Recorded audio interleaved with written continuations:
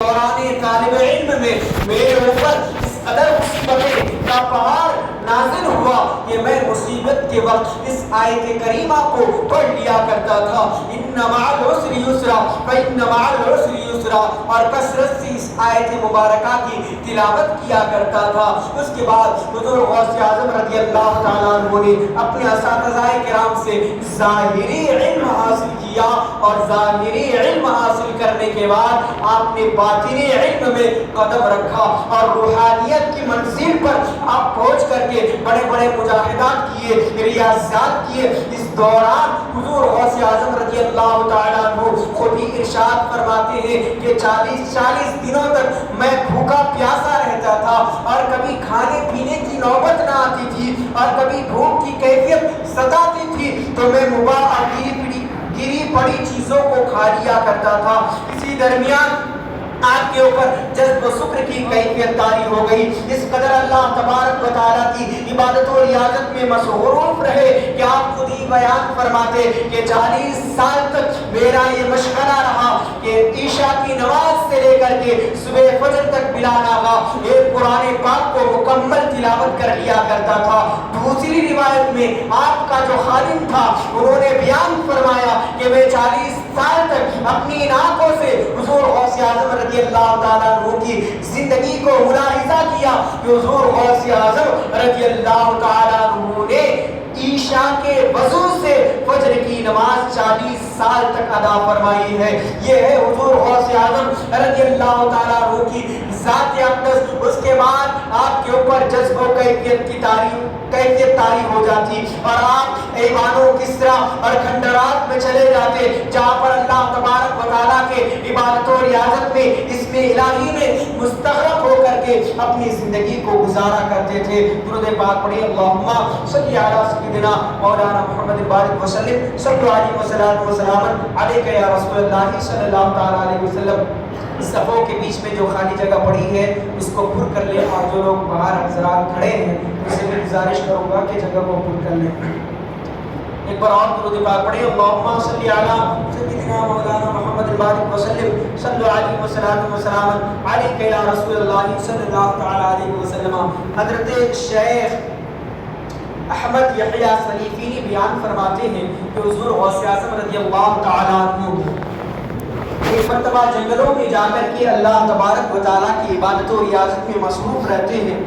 اور اس درمیان شیاطین آپ کے پاس مسلح ہو کر کے آتے ہیں اور آپ کے اوپر آگ کا گولا پھینکتے ہیں۔ حضور غوث اعظم رضی اللہ تعالیٰ عنہ کو عاطف غیبی سے آواز دی جاتی ہے، اے عبد القادر گھبراؤ نہیں، میں نے تمہیں ثابت قدم رکھا ہے، اور یہ شیاطین تمہارے اوپر مسلح ہو کر کے اس طرح تمہیں مخل انداز میں باتیں کر رہے ہیں، لہٰذا تم ان کے مقابلے کے لیے اٹھو۔ اس کے بعد حضور غوث اعظم رضی اللہ تعالیٰ عنہ اللہ تبارک و تعالیٰ کی اسماء حسنہ کی تلاوت کرتے، اعوذ باللہ من الشیطان الرجیم پڑھتے، تو یہ تمام شیاطین وہاں سے رفو چکر ہو جاتے۔ آپ کے فرزند ارجمن حضرت شیخ موسیٰ فرماتے ہیں کہ حضور غوث اعظم رضی اللہ تعالیٰ عنہ ایک مرتبہ سیاحت کے لیے نکلے، اور آپ ایسے جنگل میں پہنچ گئے جہاں پر پانی کا کوئی نام و نشان نہ تھا۔ حضور غوث اعظم رضی اللہ تعالیٰ عنہ کو پیاس کی تکلیف، پیاس کی شدت محسوس ہوئی، اور آپ کو پیاس لگی۔ آپ نے چاہا، آپ کے دل میں خواہش پیدا ہوئی کہ کاش کہیں سے پانی میسر ہو جاتا،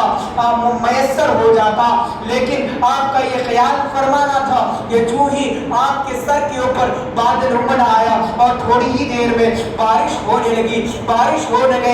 لگی، اور اس کے بعد حضور غوث اعظم رضی اللہ تعالیٰ عنہ نے اپنی پیاس بجھائی۔ پھر بادل چھٹ جانے کے بعد اس سے ایک روشنی ظاہر ہوئی،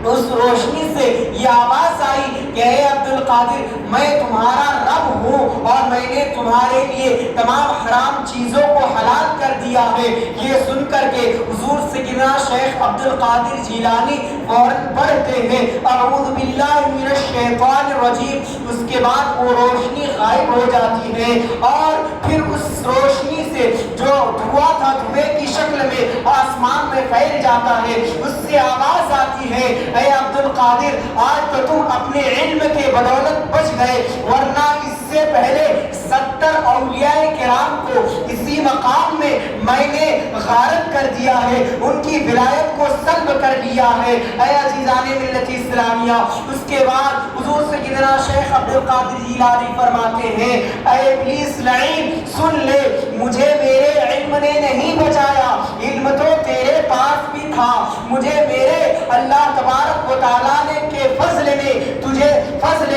تجھے تیرے شر سے مجھے بچا لیا، ورنہ مجھے میرے علم نے نہیں بچایا، اس لیے کہ علم تو تیرے پاس بھی تھا، تو معلم الملکوت تھا، تجھے تیرے علم نے نہیں بچایا۔ لیکن جب اللہ تبارک و تعالیٰ کے حبیب آقا کریم صلی اللہ تعالیٰ علیہ وسلم کے اس فرزند سے پوچھا گیا اے عبد القادر ذرا یہ تو بتاؤ کہ آپ کو کیسے معلوم ہوا کہ وہ ابلیس ملعون تھا، شیطان تھا؟ حضور غوث اعظم رضی اللہ تعالیٰ عنہ نے فرمایا اس کے اس قول سے کہ میں نے تمہارے لیے تمام حرام چیزوں کو حلال کر دیا ہے، اللہ تبارک و تعالیٰ کسی کے لیے حرام چیز کو حلال کبھی نہیں فرماتا۔ میں نے فوراً پہچان لیا